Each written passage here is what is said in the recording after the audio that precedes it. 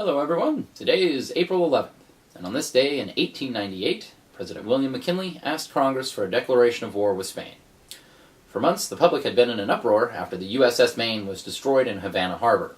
President McKinley had resisted calls for war, but influential newspaper publishers Hearst and Pulitzer decided that the Spanish were to blame, and they printed it as fact in their papers.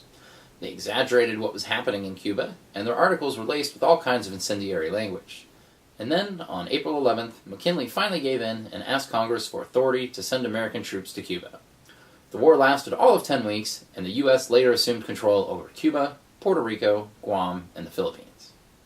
In 1949, as American forces advanced through Germany, soldiers liberated the Nazi concentration camp of Buchenwald.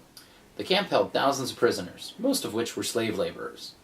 And although there were no gas chambers, hundreds, sometimes thousands, had died every month from disease, malnutrition, beatings, and executions, while doctors performed medical experiments on them. Among those saved that day was Elie Wiesel, who would go on to win the Nobel Peace Prize in 1986. And on this day in 1951, President Truman relieves General Douglas MacArthur as commander of U.S. forces in Korea. Truman removed him after the general had asked for permission to bomb communist China and use nationalist Chinese forces from Taiwan to attack. Truman refused, and a very public argument over spreading the conflict outside of Korea culminated with him firing his top general. At the time, Truman said he fired him so there would be no doubt or confusion as to the real purpose and aim of our policy.